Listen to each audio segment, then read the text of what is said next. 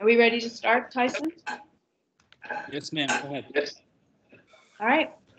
Well, welcome everybody. Thank you so much for joining us today for our second session called No Normal, Maintaining Clarity in an Era of Transformation. Today, we're going to be talking about different ways that recent developments in the market and in our communities are affecting the work that we do and how we carry out our marketing strategy. So I do want to let everyone know that this will be recorded and it will be posted on our site at a later date. So, and I'd also like to just mention three brief things. One, I don't know if everyone here knows this or not, but Bill Fazig, who has been with TopRight for the last 6 years as the COO and managing partner, has been asked to take over the CEO position. So he's now CEO of TopRight, and Dave Sutton is the chairman and founding member. And so Bill will be leading TopRight going forward. Second, I'd like to just congratulate TopRight and our TopRight team members for being selected 2 years in a row as the to be on the Inc. 5000's list of nation's fastest growing companies. So we're super excited about that. And thank you, team, for all the hard work that you've done. And last, we want to say congratulations to Dave Sutton, not only for becoming, moving on and becoming chairman of TopRight, but also because one of his pieces has been included in the Harvard Business Review's latest book of essays, Strategic Analytics. And if you're interested in learning more about that, you can purchase a copy of the book on our site. So with that, and as everybody is really starting to join us, let me just say welcome, and welcome to our speakers. We are very excited. We've got a great group of people with us today. First, we'll hear from Marty Martinez. And Marty, among other achievements, is the CEO and founder of Social Revolt, a digital marketing agency based in Dallas. And he was also part of the leadership for the March for Science, of which, Marty, I went to DC to participate, and was invited to the United Nations Climate Change Conference in Bonn, Germany, as a delegate for the Republic of Palau. So Marty, welcome. Next, we'll be hearing from Eric Stitzer. And Eric is the VP of Corporate Partnerships for the St. Louis Blues Hockey Club. He's been with the Blues, which, by the way, won the Stanley Cup in 2019. So you can see behind Eric his newspaper article up there that says Road to Glory, not just in 2019, but looking for 2020. Right, Eric? And then, but he's been with the Blues for the past 14 seasons, and then was lucky enough to be with the St. Louis Rams for 8 seasons when they won and included when they won the Super Bowl in 2000. So I guess, Eric, you've got 2 championship rings, one for each different sport. And Eric is going to be talking today on return to play strategies. And we understand that the Blues were without revenue for 4 straight months and how he navigated through that. We'll also hear from Brandon Palanker, who is the founder and president of 3BL Strategies. Brandon is a storyteller and an urbanist dedicated to building support for walkable mixed-use neighborhoods, my favorite type of neighborhood. And one of his key successes was the co-creation of the nationally renowned program Crowdsourced Placemaking. And he was the principal of Renaissance Downtown, where he procured $10 billion in development rights. So that's quite an accomplishment. And Brandon's going to talk about how municipalities and the private sector are adjusting to the evolving crisis. And last, we'll hear from Kevin Grainer, the CEO of Gas South. And I know, Kevin, you've probably seen quite a lot of change in your industry over the past few months. But he has over 20 years of experience in the energy sector, having had top-level positions at Southern Company, Enron, and ICF. You probably have a lot of fun stories to tell about Enron. But Kevin will be talking about inspiration and positive organizational leadership. So those are our speakers for today. Welcome, everyone. And just like, for everyone who is on the call this morning, just know that if you would like to ask a question, please just go to the chat and let Tyson know that you would like to ask a question, and Tyson will make sure that you have that opportunity. If you're not speaking, please leave your mics off. Okay. So let's get started. I'm going to start off. Let me tell you a little bit about myself. I'm Judy Friedman. I'm a partner with TopRight. I've been working in marketing and sales for quite a long time, starting with IBM. And then I've had several agencies on my own. We had an agency which was a direct response agency, and then I worked in word of mouth marketing, which I'm thankful that I'm not doing right now. This would be a little bit difficult. And now I'm at TopRight, and my main responsibility is working with my team and the team at Middlesex County, New Jersey. Now, Middlesex County, New Jersey is the second largest county in New Jersey. It has over 825,000 people. They speak over 50 different languages. It is one of the most diverse counties in the world, one of the most diverse counties in the United States, and also was one of the epicenters for COVID-19. So it has been an interesting seat from which to watch all of this unfold. We've been working with them since 2016 and helping them build their brand narrative, their brand story, and then creating a strategic marketing plan and helping them implement that to do two things. One, to drive residents, to bring more people into the county, both to work and to live. So to attract new residents and keep those that we have, and to attract new businesses. So that is the work that we've been doing in Middlesex County. And luckily, we've had great success there. When COVID-19 hit, it's one of those moments I think I'll never forget. I was flying back from Newark, and it was Wednesday, March 13th. And I remember landing in the Atlanta airport and thinking to myself, wow, it's really empty here for 6 o'clock on a Wednesday night. Granted, it's the middle of the week, not a big travel day, but it's still really empty. And we heard about COVID, but it hadn't really sunk in yet. And then the very next day, it was like the bottom fell out.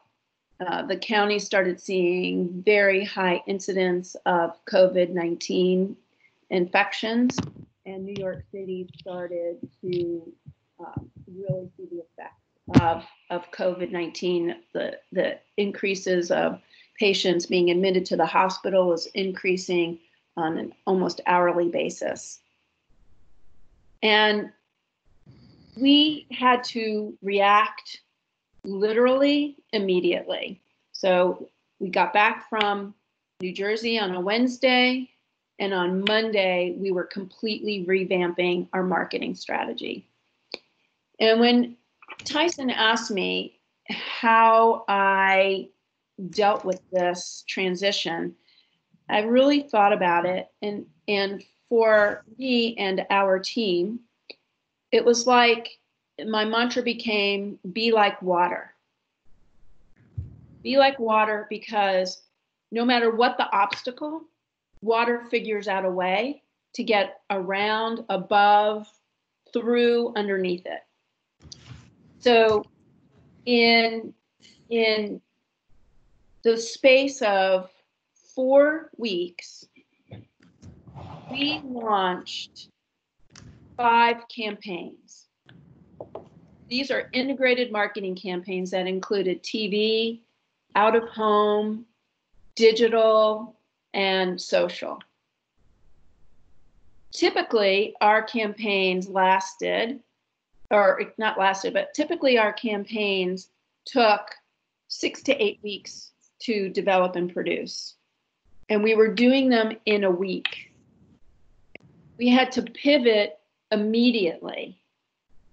We had to be like water, right? And we're in the hot seat. So we're having daily meetings with the leadership of Middlesex County where we're learning how many new cases and how many deaths were occurring on a daily basis. So it created this sense of mission. We were driven by a mission to educate the community. We pivoted, we created a COVID-19 PSA campaign in 1 week. We created 3 hospital appeal campaigns to support the hospital systems in the county. And then we created a census campaign, because in the midst of all of this, we still need people to take the census. This drives so much of what we're doing. So we had to reinforce the importance of taking the census, even though we're dealing with COVID-19. And then throw in a vote by mail campaign, trying to get everybody to vote, to apply to vote by mail, to teach them how to vote by mail and encourage them to do that. So that's a lot of work. I spent 1 full Sunday with a colleague rewriting all of our social media posts, because we were saying things like, get away. We had a whole campaign, get away campaign. Come to Middlesex County and hike our hiking trails, fish in our lakes. And we had to immediately change that, right? We couldn't say get away. We had to say things like, you can get outdoors. But even when we were saying get outdoors, we had to qualify that. Get outdoors and stay 6 feet apart. Get outdoors and wear a mask. Get outdoors, but you can't use the public restrooms. Things were changing on a daily basis. So that is really, for the Middlesex team, our experience. It's all about being like water. First, it's flexibility, embracing new ideas. We had the perfect schedule. I think for all of you, in marketing, you create perfect schedules, right? Everything was planned out for the entire year, and all of that changed in 12 hours. We hit those obstacles, we had to flow around them. The second thing was communication with compassion. And this was really important because, as you can imagine, it got very tense. We were working 7 days a week, 14 hours a day, and not just our team, but our clients. We were an integrated unit, but we had to listen to each other and support each other. I think sometimes we just need somebody to listen to us and vent, and then we're okay. But communication in a crisis for me is listening with compassion, and then being like water and adjusting to what our team members need and getting them the help that they need. It also means endurance. Endurance means, to us, checking ourselves and being deliberate even in chaos. Because while we all hoped this would be over in April, really, because being in the center of the hotspot, it was not going to be over in April. We knew this was going to be a long-term situation.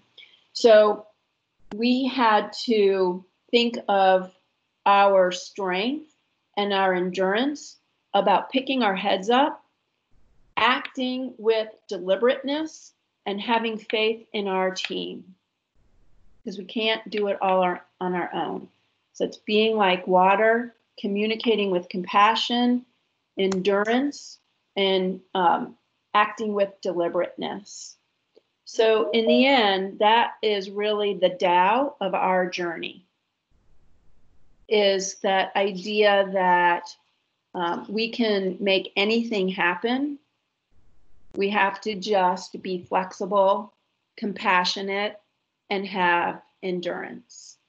So that's how we approached it. And, you know, none of the people on the Middlesex team, I should probably point out to you that of all the work that we've been doing, there are 4 people on our team, on the TopRight team working with Middlesex County. And then there's a team of about 10 people on the county side. So it's not a large team to do all the work that we just described. So that has been our journey, and I look forward to any questions anyone might have about it. But with that, I turn it over to Marty.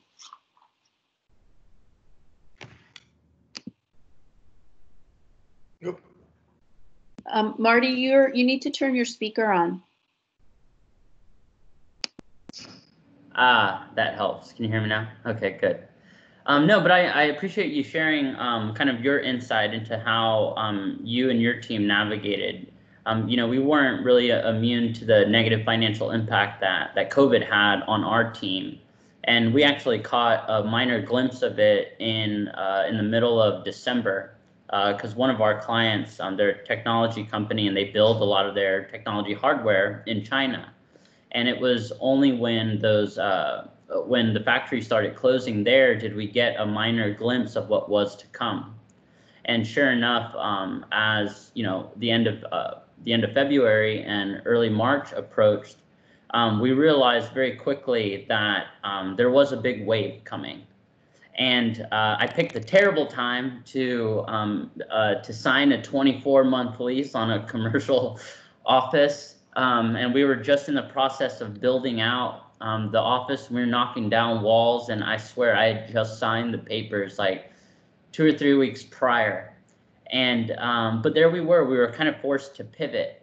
And I remember we actually had our team work from home before Texas had suggested it, just out of safety for our staff.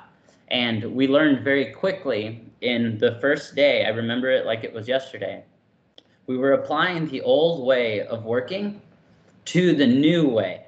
And boy, did that fail pretty miserably, because we were using previous management strategies and processes and trying to apply them to this new norm that we found ourselves in. And so there we were, with our management team, figuring out what's the best way that we can pivot that doesn't come off like we're micromanaging our staff, but really kind of gives them the power and the power to kind of own their clients that they're responsible and the departments that they're leading. So I thought that was really it was really fascinating, because we were then able to identify people on the staff that were bought in and that were willing to adapt and mold, and then there were some others that weren't too keen on drinking the Kool-Aid. And I think where we all sit, we've all probably managed people and managed large staffs now. I had to make difficult decisions, and sometimes when you're not getting buy-in, you have to give the feedback that is necessary. But if there's no buy-in there, then you got to make some of those difficult decisions, and that's kind of what we were forced to do, for better or worse. And I don't know about you, but it was incredibly difficult. It's incredibly difficult let going of people anyway because of the negative financial impact. But boy, doing it on a Zoom with terrible internet access, when you're like, did you get that? It wasn't a very pleasant thing. And I do see Tyson says questions for duty. Okay, cool. Just making sure. Oh, how did you get staff buy-in? Well, it was important that I brought my team to the table and really kind of allowed them the opportunity to help us solve this together. Because at the end of the day, I wasn't going to be the one that's like executing a lot of this stuff. And so it was important that the team had buy-in and they had a sense of ownership of this new world that we were creating. And I think like most people, you know, it's been a roller coaster of a ride, right? At the beginning of COVID, you know, we all thought the world was ending. And then, you know, we were forced to make some difficult decisions in terms of cuts to our staff. And my partner and I, we both took a 40% pay cut, and we're incredibly transparent about it all. Like, I'd never been through a pandemic before. I didn't own the agency when during the previous financial crisis. So there I was, a noob to how to handle this. And I started reaching out to mentors and you know, close colleagues, and they said, you know, Marty, the best thing you can do is just be transparent. And I said, okay, but how transparent? And there's like, you know, they had no advice for me either. So I actually brought out our financials and was just, I took it for exactly what he said, you know, be transparent. So I opened up the books and I said, hey, this is where we are. And I need you to understand the thought process that we're going through. And that's leading us to make some of these difficult decisions to let go of staff or to minimize some of the tools that we were using. And it ended up working out for me. Even the unfortunate part, the people that we inevitably had to let go, you know, they gave us feedback that, wow, like, I didn't realize you were going to be this transparent about all of it. And I said, well, I didn't know no other way to do it. And when you lead, I think, with empathy in these very difficult times, you tend to get a lot more buy-in from people because they understand the perspective that it's a very difficult decision. And you know, that roller coaster of a ride that is COVID. You know, it sort of has its highs and lows. But now, as we stand, what are we, 4 or 5 months in to all of this? I don't even know. But things are starting to pick up again, and I'm confident that I stand before you now with a sense of gratitude towards COVID, as crazy as it sounds, because I think it's forced us to think a little bit differently and be more innovative, and in our approach to maybe our internal process, or in our approach to maximizing the effectiveness of what we do for our clients. And I think we are going to slingshot out of COVID leaner, more profitable, more effective than we ever were before.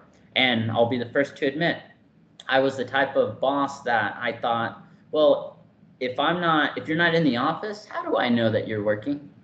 You know? And then we got pushed over the edge to adopt this remote sort of lifestyle, and now I'm on the other extreme. I'm like, do we really need a physical office, y'all? And I'm really and so I'm in, you know, negotiations with our landlord now to figure that aspect out. But I'm looking forward to a lot of the good that will come from COVID.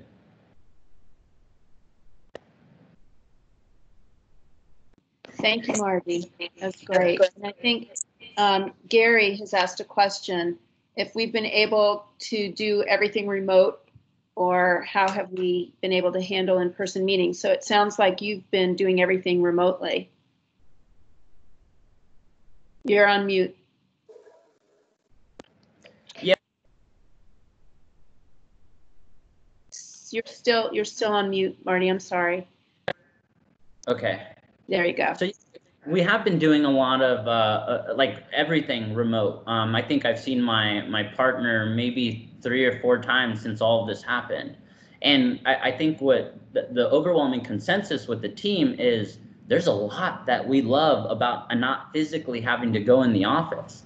You know, people are talking about just saving money on buying food for lunch, or dealing with commuting to work, or the benefits of being at home and making your own lunch, or being able to go out for a run or workout or whatever it is they want. But that said, we also recognize the limitations. There's a lot of things that are very collaborative that you just cannot accomplish on a Zoom. And so what we're looking at as we kind of look forward into the future is having a little bit of a split. Maybe everyone having, and I already threw out this idea to the team, and in hindsight I shouldn't because they're holding me to it, but I said, you know, it'd be really cool. What if we had 4-day weekends? You know, you're off Friday, obviously Saturday, Sunday, and Monday, and then we only come into the office, you know, that Wednesday or Tuesday, Wednesday, Thursday. And of course, they all loved it.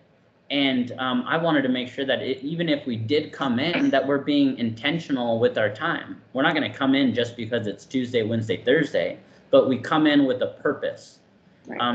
Because there's often times where, you know, in the old days, I'll say in life in pre-COVID, you know, we would all be in our own little worlds and there's some days when you're not communicating, right? Because you're just in meeting, and you guys, you know, walk by each other, small chit chat here and there. But I think as we look to the future, it'll likely be a bit of a hybrid. And I think that'll give us a competitive advantage as an agency. You know, when I'm competing against, you know, the larger agencies out there for talent, I think a pretty great incentive is saying that we have a 4-day weekends in perpetuity. Yeah. So. Yeah, and for our team, we've been working strictly remotely. We are saying, you know, when you as an individual are comfortable coming into the office, then we'll look at everybody coming into the office at that time. But for right now, we're all working remotely. And as of right now, we can't even go to New Jersey because Georgia's on the do not allow in list.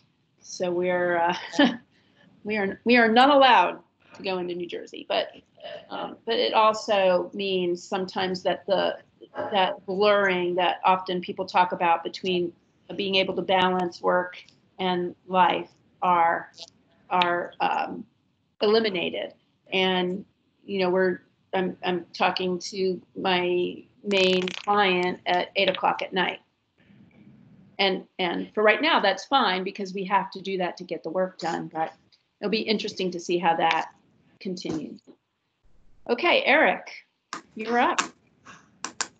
Yeah, good morning. Thank you. Happy to join the forum this morning and look forward to learning more about TopRight.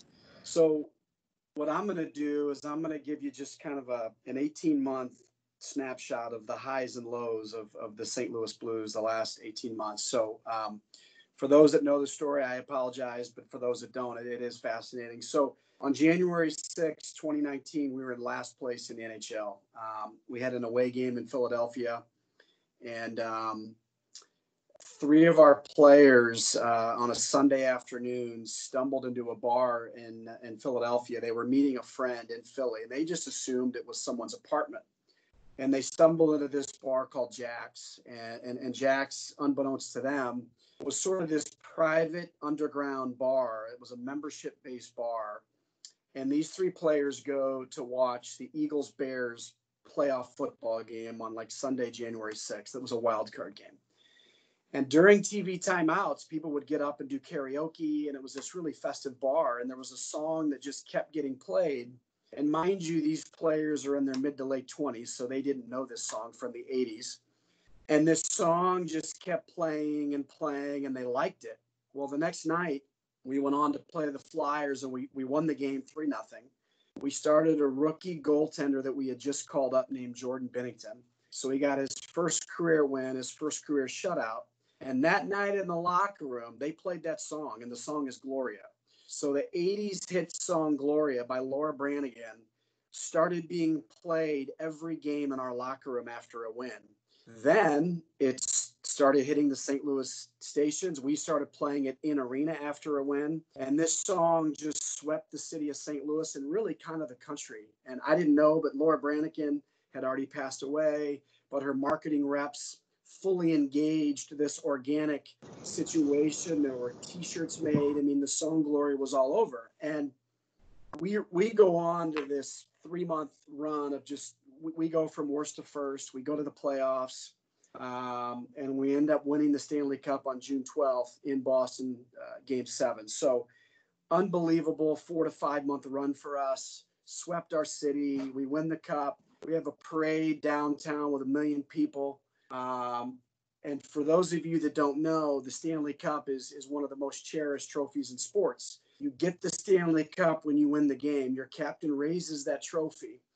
And folks, this trophy's been around 100 years, and it is the trophy. And every name is on that trophy. Gordie Howe, Wayne Gretzky, Brett Hull. So these guys get this cherished cup. They lift it on the ice. They skate around with it. And each team has that cup for 90 days, and 90 days only.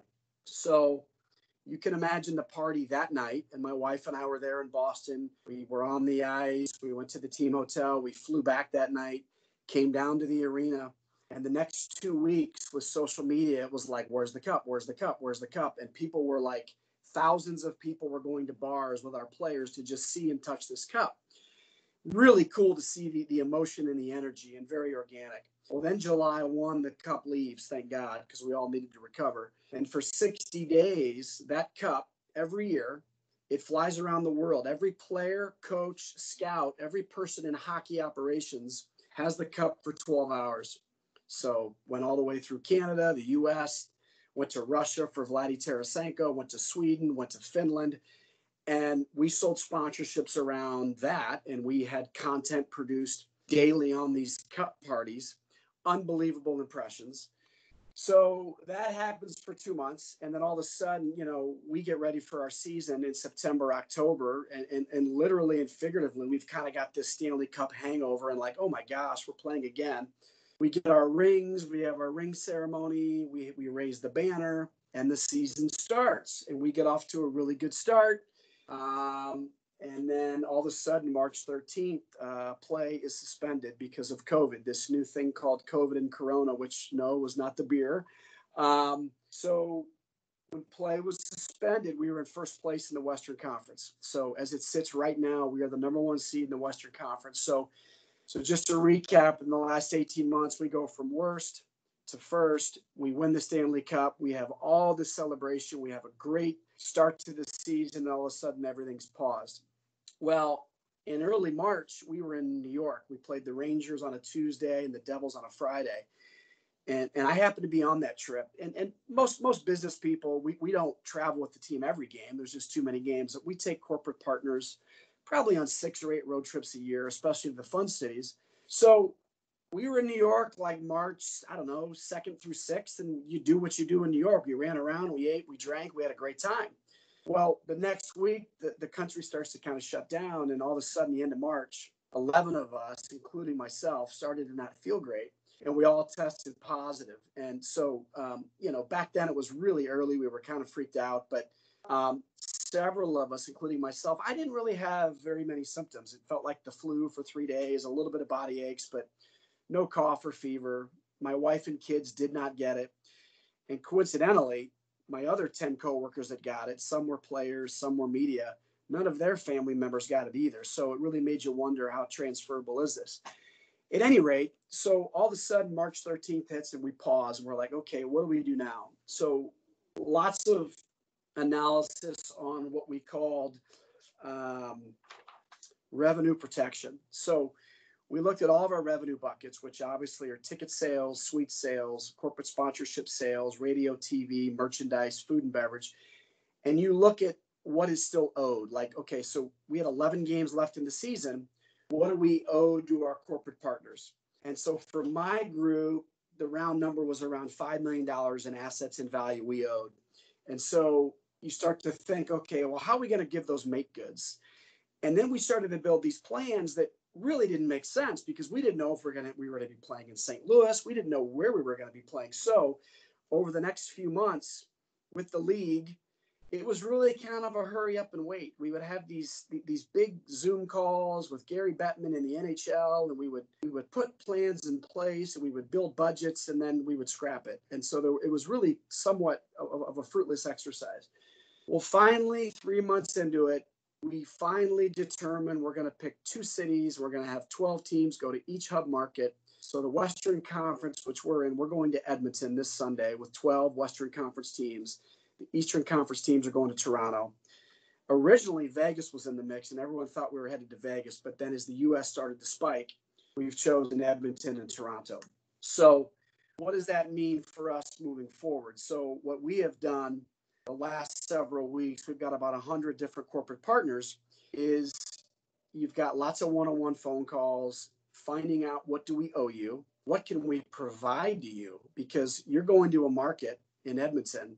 There's one rink, and there'll probably be 5 or 6 games a day. So we have our dashboard advertising, which is TV visible.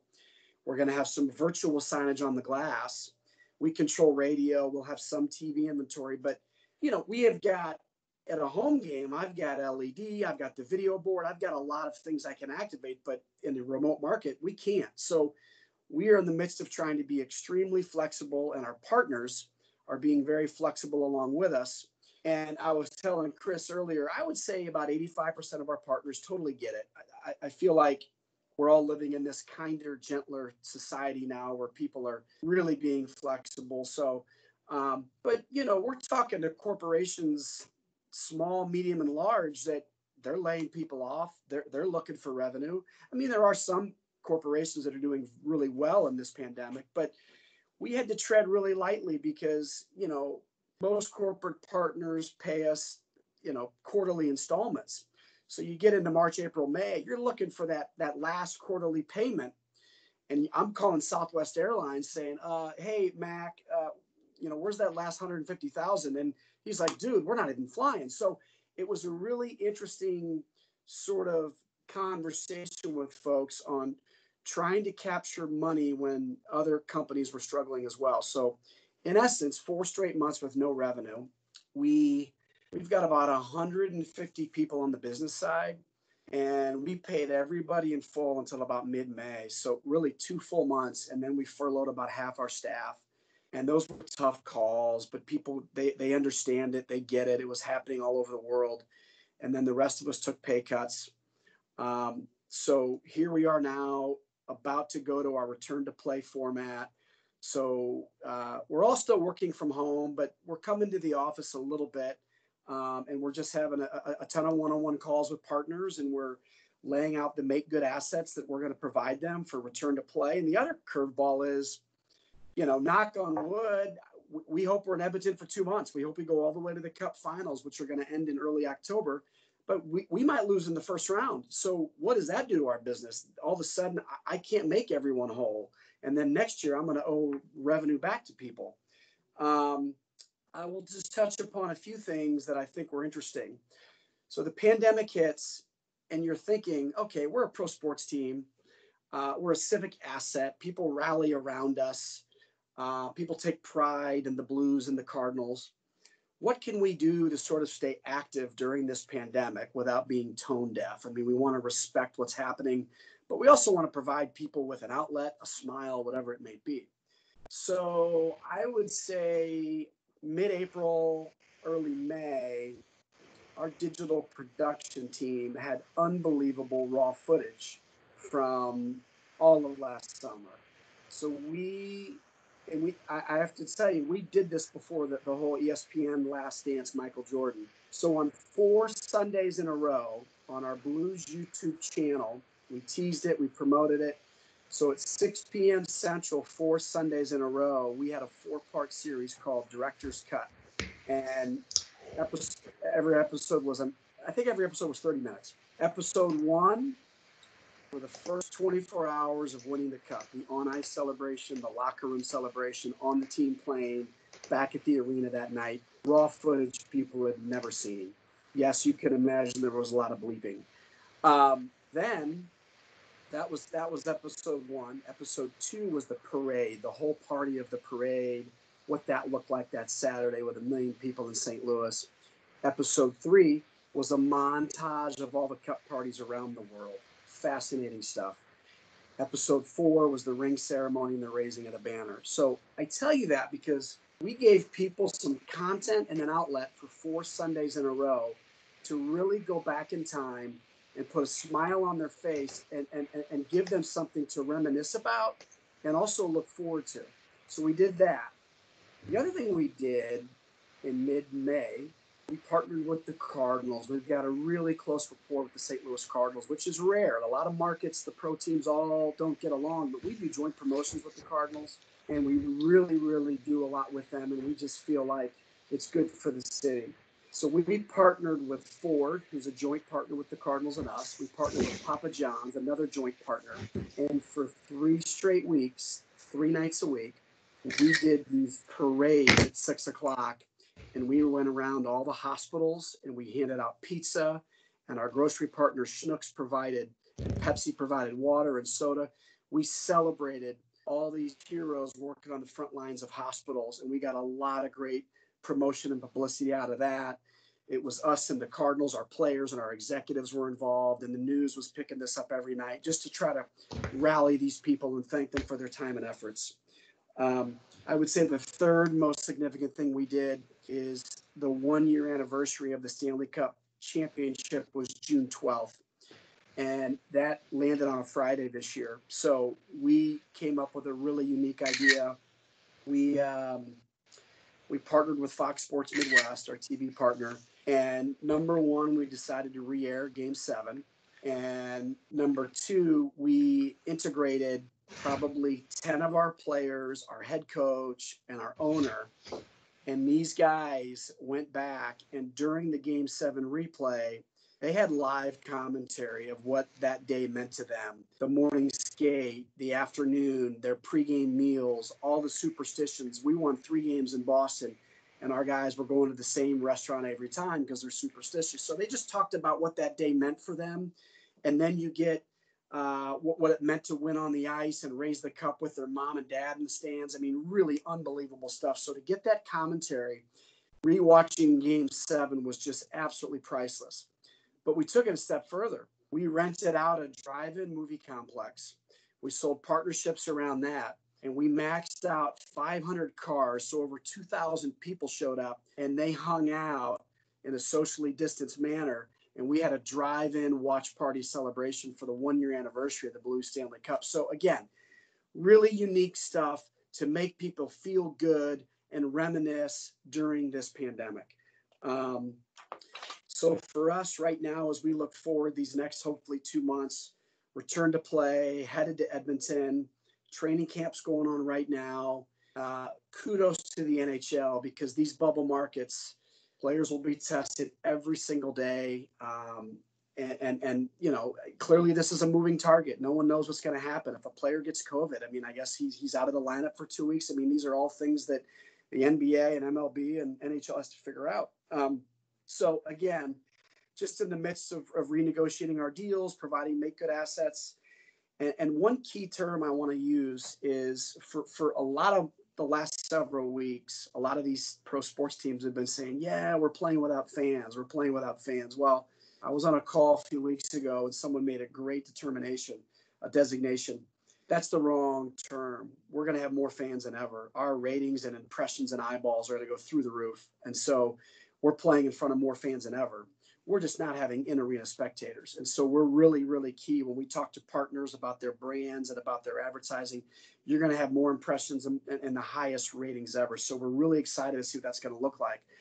And what we're going to do locally is we're going to try to have some more watch parties, maybe at drive-ins, maybe at some bars, socially distanced if we can. So all these clubs are going to try to activate in their home markets while the teams are playing remotely. So kind of just a quick overview of the last 18 months. And if anyone has any questions now or at the end, I'm happy to answer and you know, talk about whatever. Thank you, Eric. You definitely have the most fun topic to talk about. in professional sports. Thank you so much. Ben Eason, if you wouldn't mind, please turning off your camera.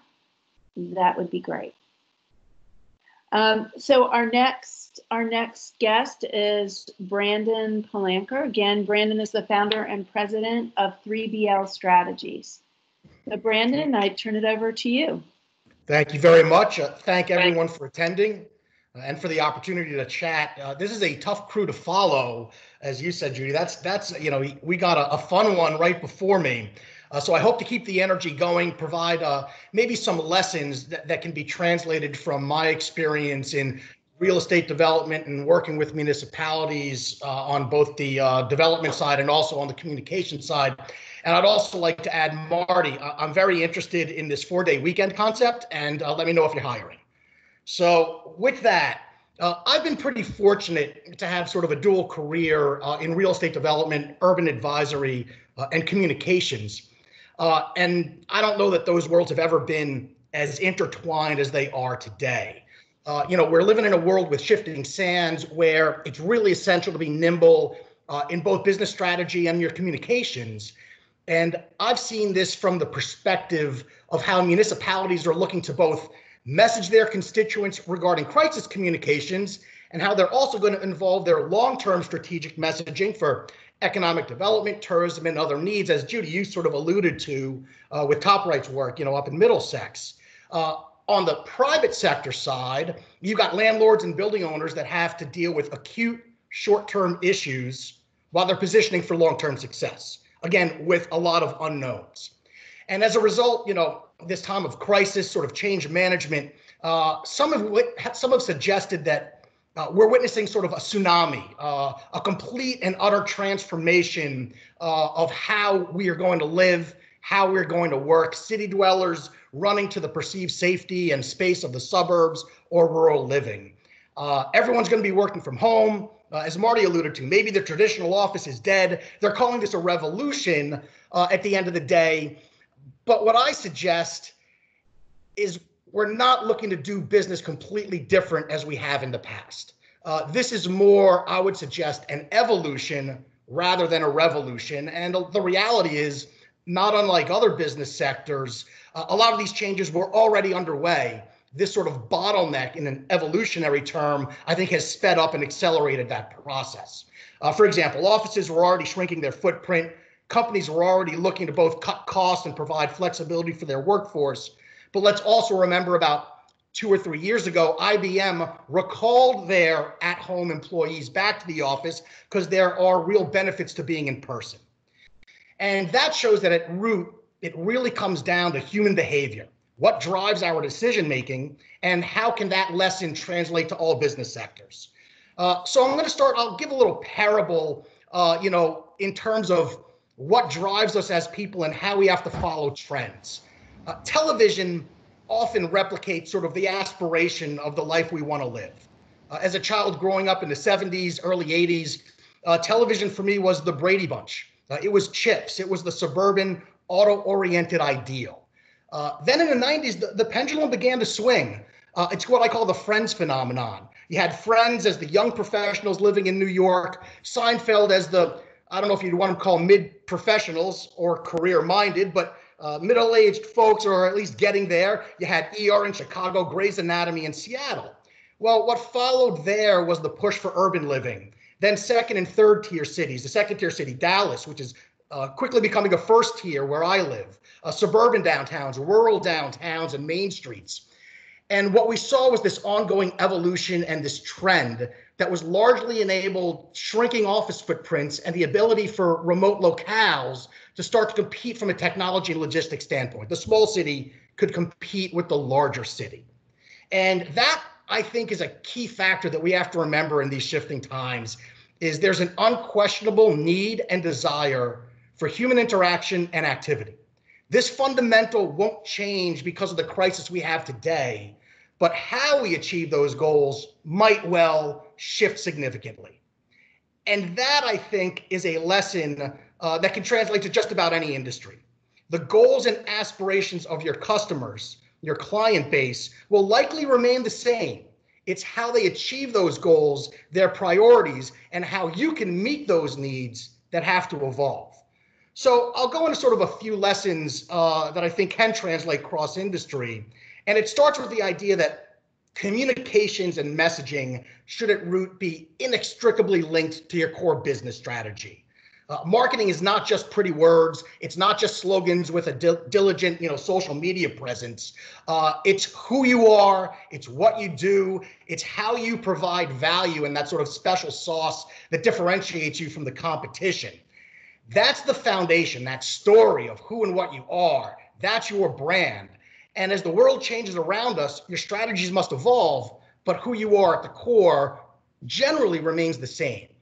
For cities, this comes down to the idea that there are sort of long-term strategic plans, their economic development vision, and how they communicate that story, something I call place branding, to project the value, why someone should move their business there, why someone should live there. They may need to be adjusted, but those core fundamentals still exist.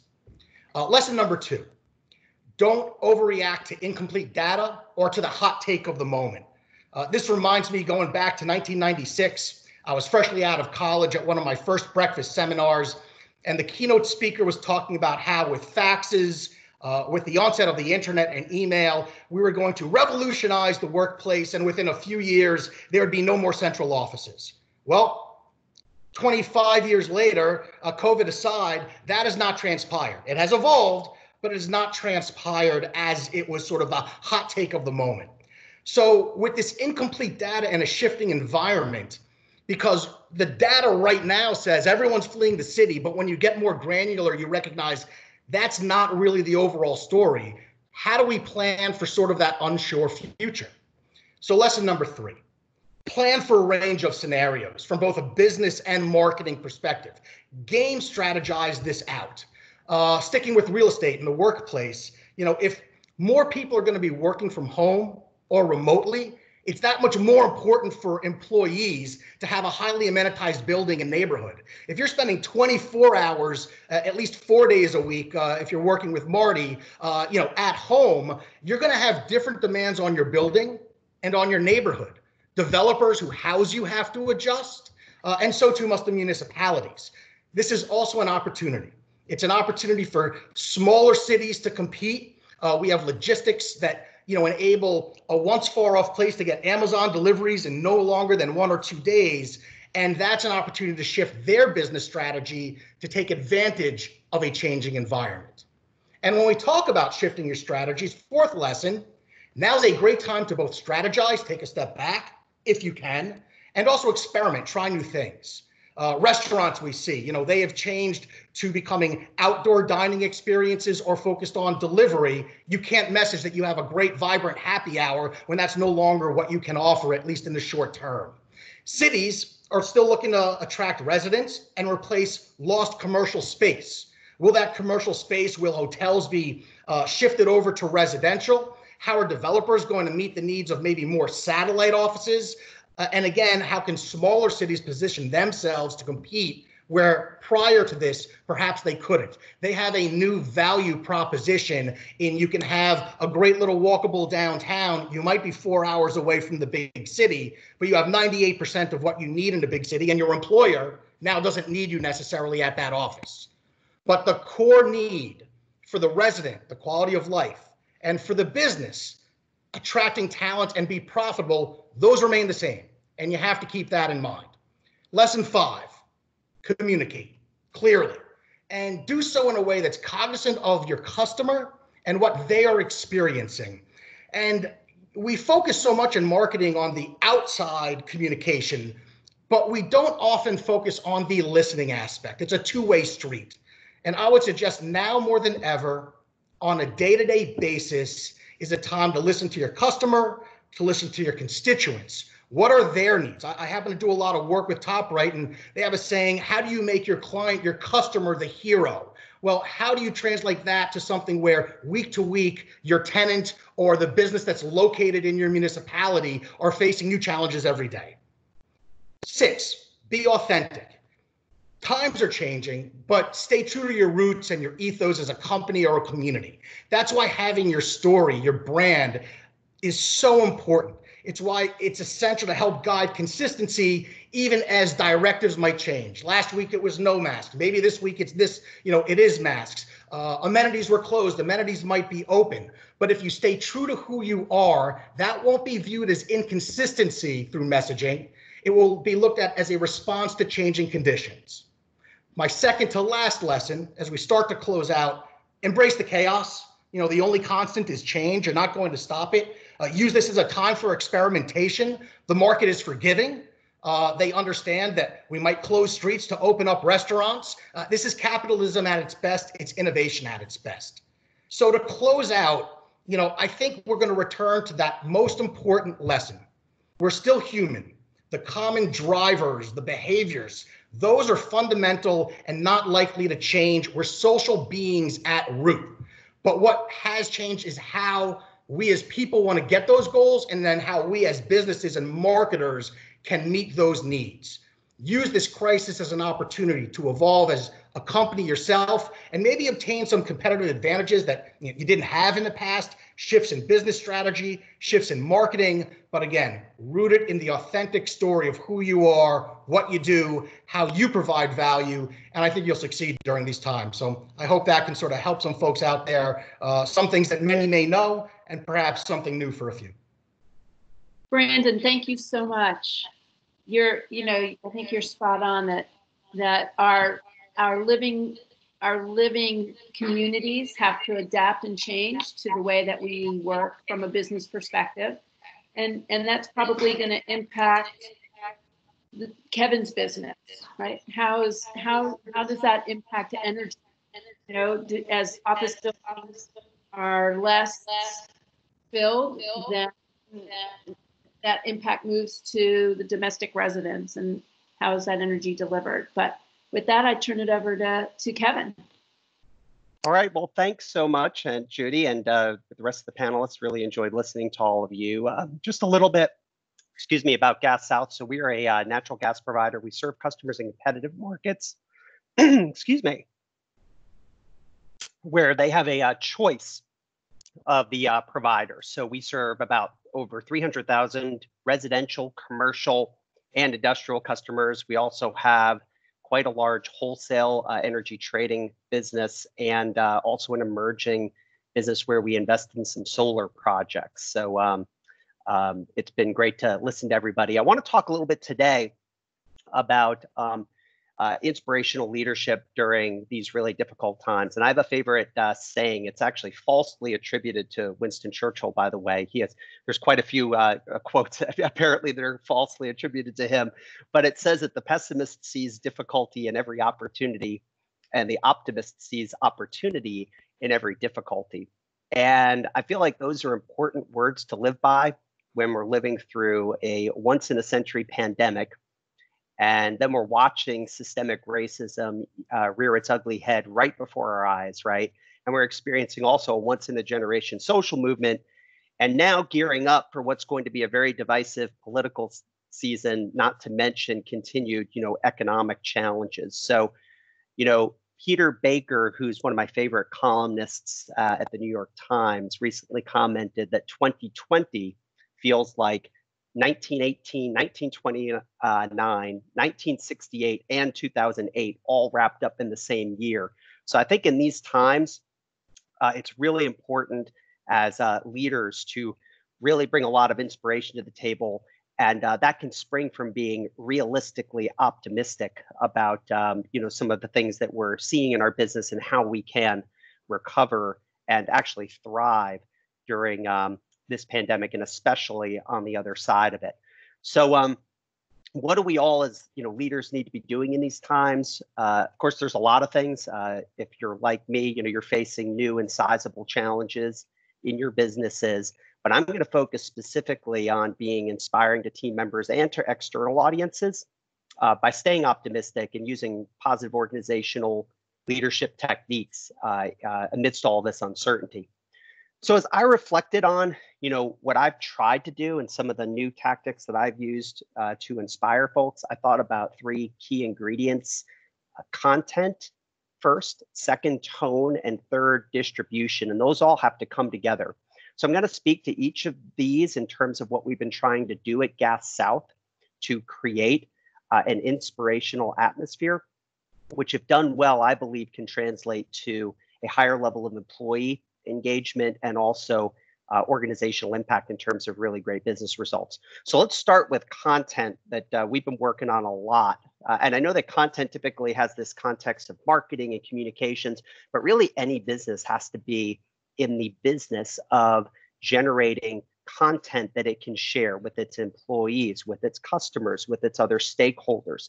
And it's a lot easier to inspire others when you have good raw material to work from.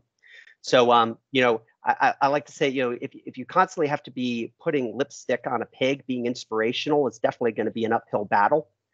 You're not going to have the content that you need. You're going to run the risk of coming off as inauthentic, not genuine, potentially out of touch. And I think of the example Judy mentioned early on. I used to work at Enron very early in my career. And senior leaders were always hyping up all the incredible things that were supposedly happening at the company. Tons of arm waving. And for a while that worked, but after a while, employees, investors, business partners began to become skeptical. And ultimately, that house of cards collapsed. And the reality was that Enron did not have enough compelling, true positive stories to tell. And the fake news that ultimately worked its way into the narrative was part of the company's unraveling. So, the more optimistic that senior leadership tried to be, the more pessimistic the organization really became. So fortunately, for us at Gas South, we're in a business where demand for our service, natural gas, is not falling off a cliff. And that makes it easier for us to be hopeful for the future and convey those stories to our employees. As far as content goes, we were having a great year going into the pandemic. And fortunately, we were able to shift into a work from home posture pretty seamlessly because we had invested in laptops for everyone in the company some time before that. We also did some relatively inexpensive but thoughtful things that I think really helped to create some good content for us to share and make our employees feel good. So for example, we shipped everyone in the company a monitor to their home so that they could recreate the 2-screen environment that we had at the office. Not something that cost us a lot of money, but man, did it pay dividends for us. The other thing that we did is we provided a $55 per month stipend that we told employees could be used for a broadband connection upgrade or other equipment that they might want to buy to be able to, make their work from home experience more comfortable. And that really boosted morale also. And then we have a number of transformative projects at the company that we had already kind of had going before the pandemic that we decided after some discussion that we would continue to move forward with. And so being able to talk about those regularly and keep people excited about the investments that we're continuing to make in our business, that really gets people jazzed, even as they watch at other businesses and how they're pulling back or furloughing folks or having to make other tough decisions. And then we did some other things, I would say, that made folks feel good about our company and created some great content, if you will, to share, like stepping up. We made our biggest charitable contribution that we had ever made. We pledged $1 million towards COVID relief efforts. And we decided to really front load our charitable contributions and try to get that money to work, most of it in the month of April. And then we've also leaned into the racial justice conversation. Made some company commitments there. We also had a lot of honest and open dialogues with our employees on those subjects, including some community conversations that our diversity and inclusion program manager hosted. And all those efforts have been really well received by our employees. We are a very diverse group. We happen to be majority people of color. And I feel like some of the things that the company did and said and acted upon really show that we got it and that we were sticking up for them and really supporting them during these difficult times. So all of those steps that we've taken, the content we're creating, framing it, telling our story during the pandemic, that's helped to offset some of the negative trends that we've also seen in our business. And we do get honest about those. For us, One of the things that we're going to struggle with is collections. We kind of lend molecules to customers.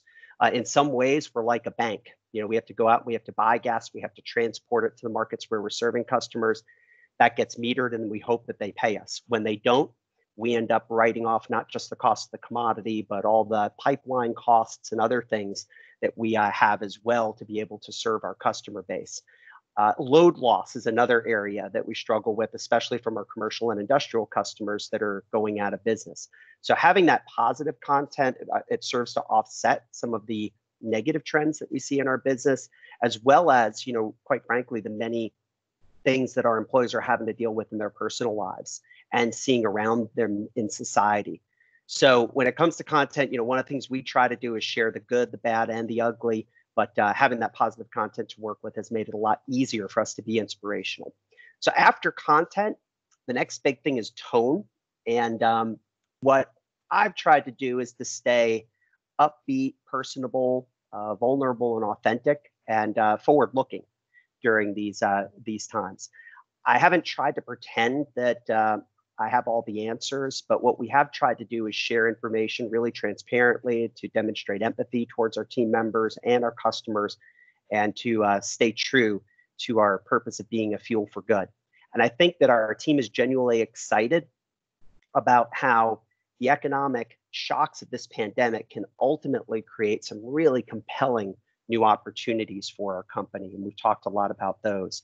And then there's a third leg of the stool after the content and the tone, and that's the distribution of information. You can have great content, that inspiring news to share, and you can have an uplifting tone and presentation style. But if you can't get the word out effectively to your company and to other stakeholders, you end up talking to yourself and to your senior leadership, right? And those are the people who probably least need to hear the message. So more important is getting that message out to the entire ranks of our company. And here's what we've done in terms of a lot of new things. I'm doing a weekly video address. Many of our employees say they've never felt as well informed about what is going on at the company, which is ironic because we never see each other anymore. So, I never did these video addresses on a company-wide basis before the pandemic. And quite frankly, I kind of feel like an idiot for missing that opportunity for so many years. So, my plan is I'm going to continue to do those once we're all back in the office, whenever that ends up being.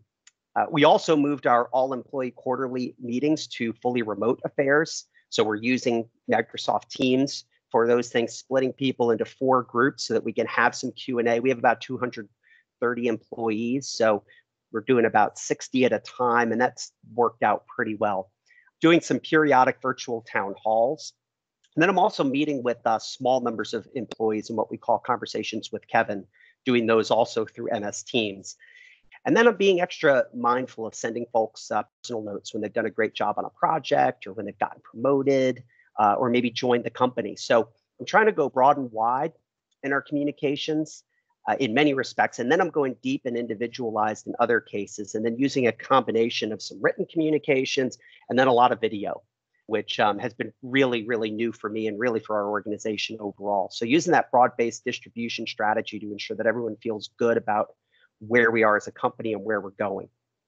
And so that's how we've tried to inspire our team members to be their very best and overcome the challenges that we're all experiencing these days. We've done some pulse surveys, and based on that information and some focus groups that we've had, I'd say that our morale has really increased. We had done a reorganization in the prior year that led to a lot of, naturally a lot of concerns and a lot of change.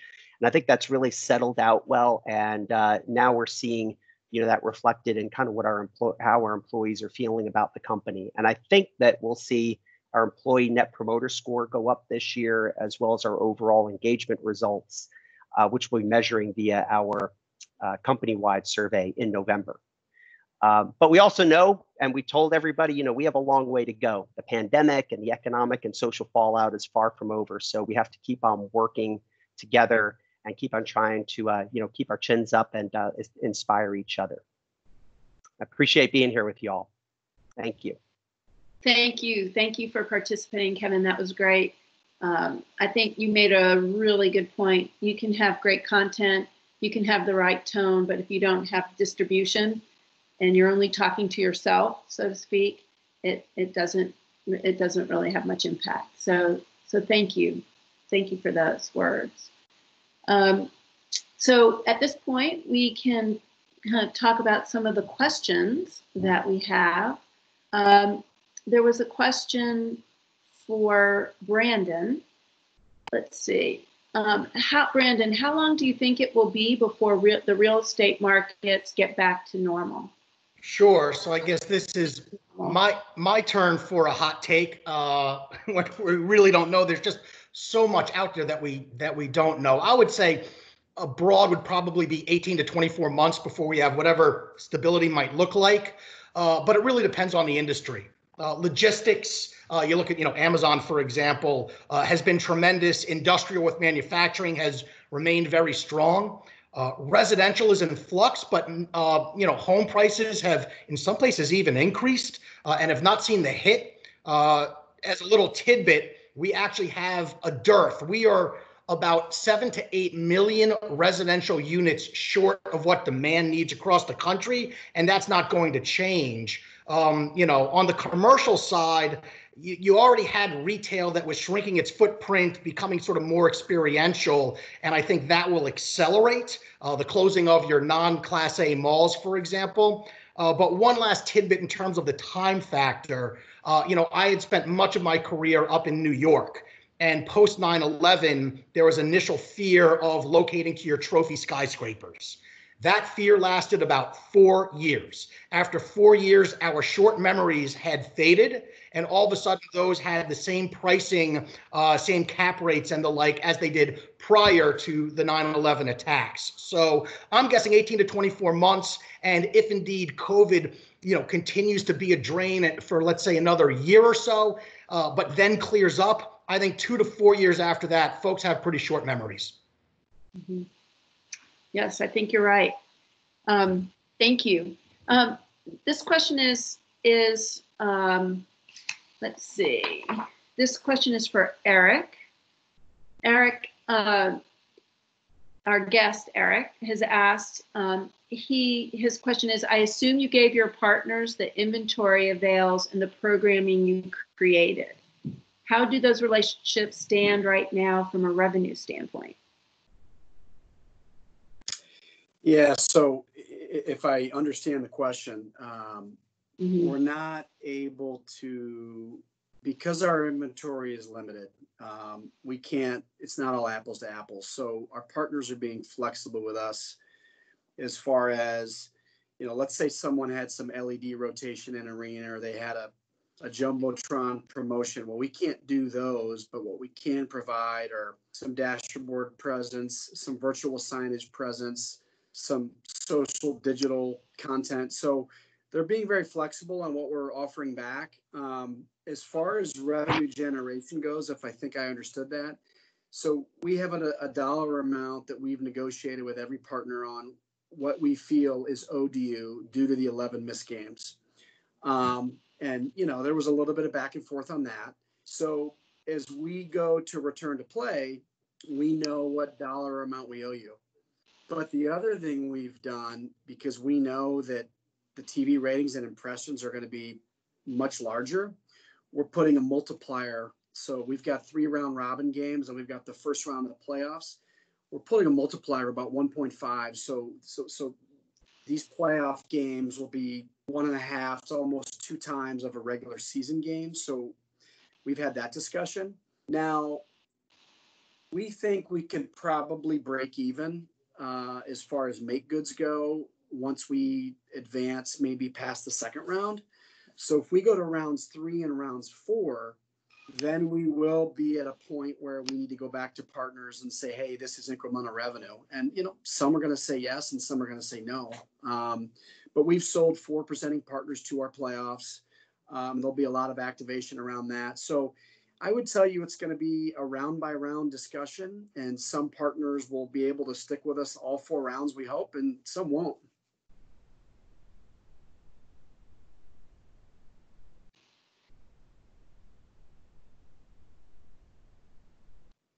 Judy, you're muted. There we go. Thanks. Marty, this question is for you.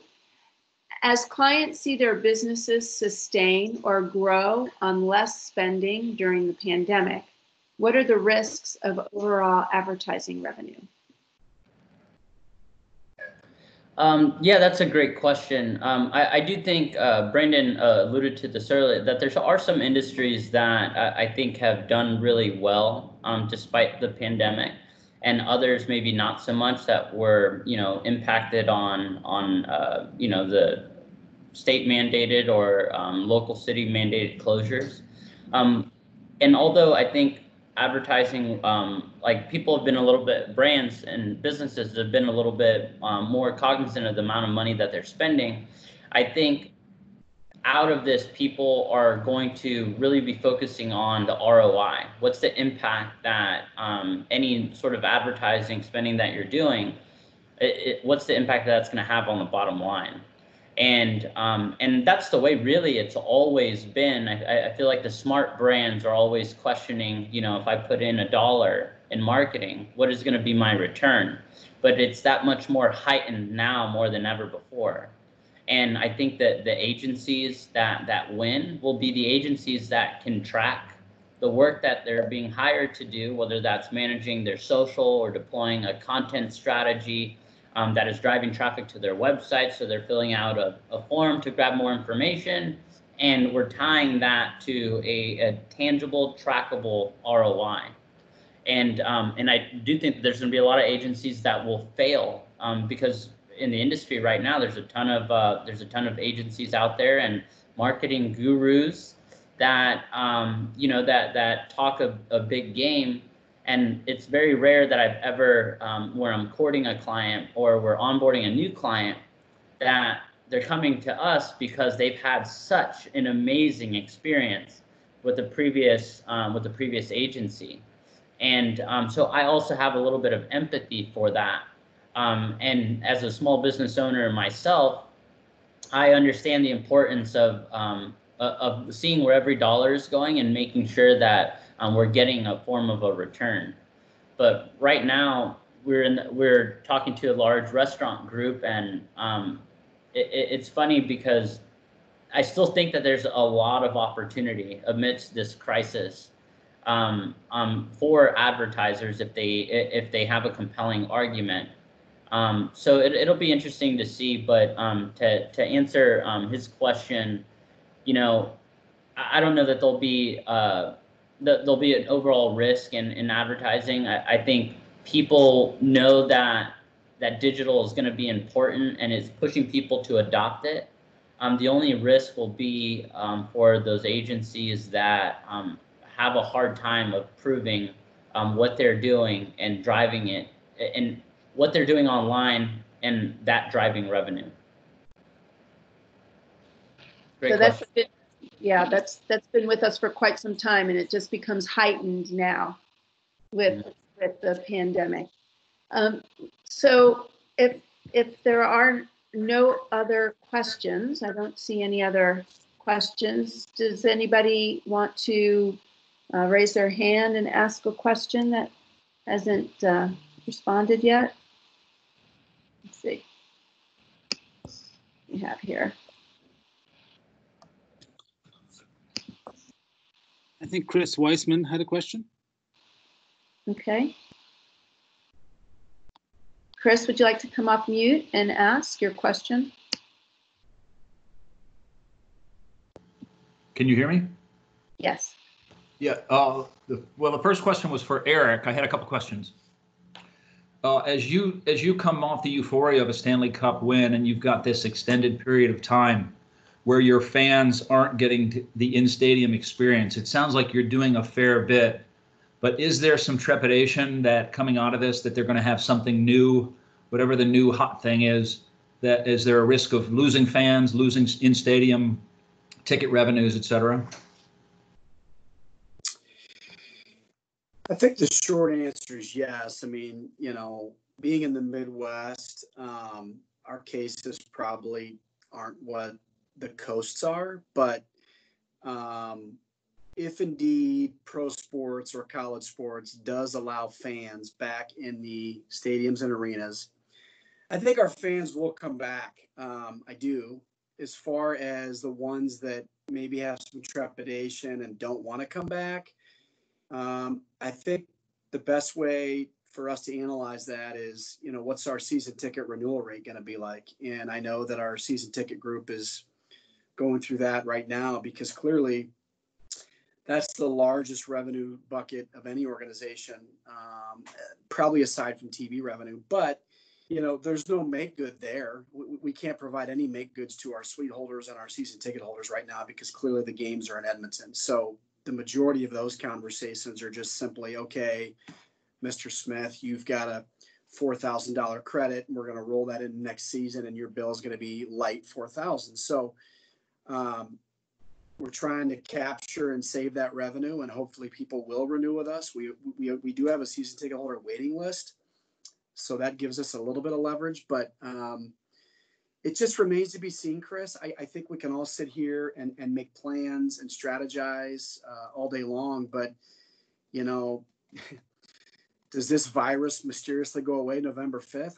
I don't know. I mean, I don't know what's going to happen in this country based upon an election year and all the medical stuff that's going on. I mean, we are in uncharted waters here, all of us. And it just really remains to be seen on how. I mean, my daughter's going to be a freshman in college, and as of right now, she's going to school. And I certainly hope she still gets to go to school. And I know there's differing opinions on that, but I want her to experience that. She's had a really hard senior year. Fortunately, we were able to have a graduation a few weeks ago, socially distanced, cap and gown, outdoors. But there's just so many moving parts to this, and we just don't really know.